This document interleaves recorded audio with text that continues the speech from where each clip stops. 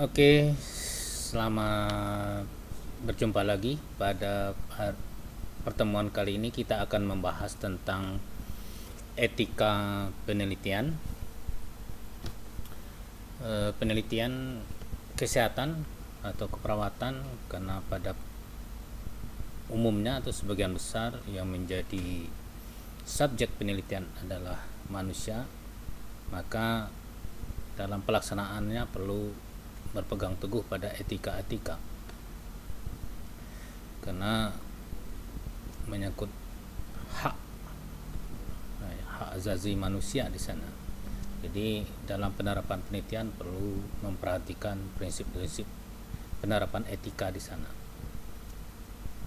karena setiap manusia punya hak yang disebut hak dasar, hak azazi, ya, yang harus dihormati, walaupun dalam konteks ini dia bisa dalam kondisi menjadi seorang pasien, tapi hak-hak dasarnya tetap harus dijunjung tinggi oleh seorang peneliti, terutama bagi mahasiswa kesehatan atau keperawatan.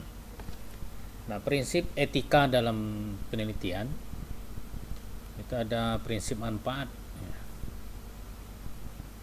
di mana salah satunya adalah bebas dari penderitaan. Jadi subjek dalam hal ini pasien atau responden atau sampel yang orang yang dijadikan responden atau sampel dalam penelitian harus dijamin bahwa tidak akan mengakibatkan penderitaan akibat suatu penelitian. Bisa saja penelitian, terutama penelitian yang sifatnya eksperimen atau membutuhkan tindakan-tindakan modifikasi atau adanya perlakuan pada sampel, sehingga yakinkan bahwa tidak menimbulkan penderitaan setelah penelitian itu dilaksanakan. Yang kedua, sampel responden bebas dari eksploitasi, ya. Eksploitasi itu mungkin mengambil keuntungan yang berlebihan pada pasien sehingga dapat merugikan pasien. Jadi terhindar dari hal-hal yang merugikan pasien demi keuntungan penelitian, ya, hal itu tidak dikomunikasikan, kemudian dimanfaatkan responden atau sampel kita itu untuk kepentingan penelitian, itu dihindari. Yang ketiga, risiko. Jadi kita harus mempertimbangkan risiko-risiko yang mungkin muncul akibat penelitian ini, terutama penelitian-penelitian eksperimen atau adanya perlakuan-perlakuan tertentu pada sampel yang kita ambil. Yang kedua, prinsip menghargai hak asasi manusia, itu menjadi dasar sekarang. Ya, sekarang hak asasi menjadi yang sangat mendasar. Ya. Jadi setiap penelitian orang bisa saja tidak mau ikut atau tidak bersedia ikut, ya harus dihormati. Tidak ada unsur pemaksaan seseorang untuk ikut dalam penelitian. Ya, harus ada persetujuan dari orang tersebut untuk mau ikut sebagai subjek dalam penelitian, dan tidak ada tekanan atau pemaksaan dengan sanksi segala macam. Kemudian hak untuk mendapatkan jaminan, ya, terutama pada penelitian perlakuan tadi, ya, ada jaminan kalau terjadi sesuatu yang merugikan pada subjek, itu jaminannya apa, konsekuensi yang dia terima apa. Jadi harus jelas sebelum penelitian itu dilaksanakan. Yang ketiga, informed consent. Ini yang penting. Ini informed consent itu suatu keputusan yang diambil pasien untuk ikut atau tidak setelah mendapatkan penjelasan yang detail. Ya, harus disampaikan detail penelitian itu apa, tindakannya apa, perlakuannya apa, efek yang merugikan yang mungkin muncul apa, haknya apa nanti setelah kalau terjadi sesuatu. Itu harus jelas, sehingga dengan informasi yang jelas baru calon sampel atau responden kita itu diberi kebebasan untuk memutuskan ikut atau tidak, ya, tidak ada tekanan atau pemaksaan. Yang tiga, prinsip keadilan, ya. Jadi hak untuk mendapat pengobatan yang adil ini terutama pada pasien-pasien yang dirawat di rumah sakit, bisa saja sekaligus dia dijadikan sampel atau responden dalam penelitian ya. Bisa saja dia diikutkan dalam penelitian. Nah, tapi hindari di sana bahwa perlakuan yang diberikan itu tidak ada unsur-unsur diskriminatif, jadi tidak ada perbedaan. Jadi perlu kehati-hatian ya, supaya ada perbedaan perlakuan yang tidak adil ya.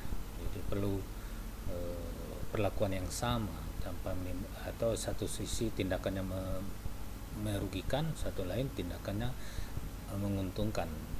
Satu kelompok merugikan, satu kelompok menguntungkan, itu jangan sampai, harus setara.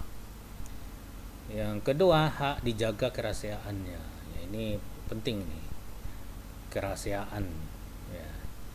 Jadi segala identitas pasien yang sifatnya privasi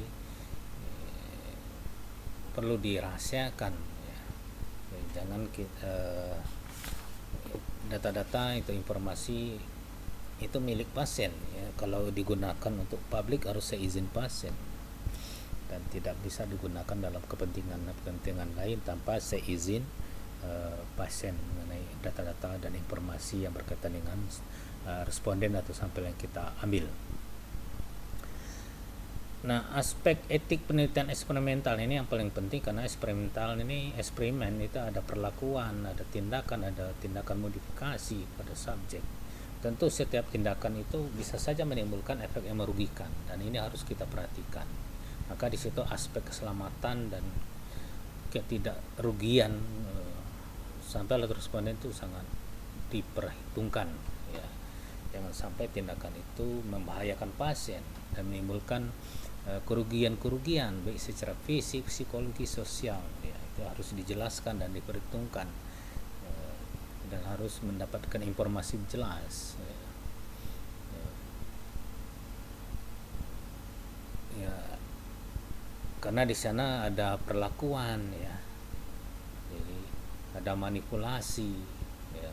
Tentu bisa saja menimbulkan efek-efek yang bisa saja merugikan responden atau sampel yang kita tahu.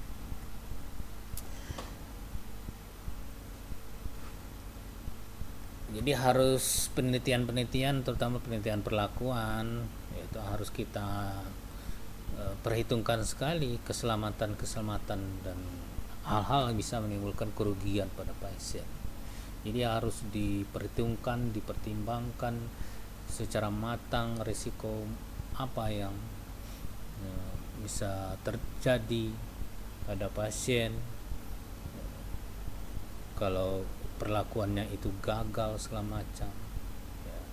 Efek samping apa ya, itu. Yang kedua, sejauh mana eksploitasi praklinik. Nah, ini pada penelitian eksperimen tentu terutama pada uji coba obat-obat baru ya, apalagi sekarang contohnya kita sekarang ada vaksin, itu kan lewat tahap sebelum diuji cobakan ke manusia. Itu kan sudah ada tahap-tahap uji coba pada hewan dulu. Jadi kalau sudah lulus pada ujian coba baru pada klinis pada manusia ya, jangan langsung pada manusia, itu bisa membahayakan. Dan subjek kita itu harus diberitahu, itulah tadi pentingnya informed consent sebelum dia terlibat dalam penelitian. Perlu di informed consent ya, perlu diberikan informed consent. Itu sekelumit terus penjelasan tentang etika ini, terutama pada penelitian kesehatan, karena pada dasarnya pada umumnya yang menjadi subjek penelitian adalah manusia, sehingga bisa saja penelitian itu menimbulkan efek-efek yang membahayakan keselamatan atau bisa menimbulkan kerugian pada subjek yang terlibat dalam penelitian. Maka pada penelitian itu ada uji ethical clearance biasanya. Kalau sudah lulus uji ethical clearance, maka penelitian itu bisa diteruskan, atau proposal penelitian itu bisa diteruskan sebagai sebuah penelitian Saya rasa itu penjelasan hari ini. Terima kasih.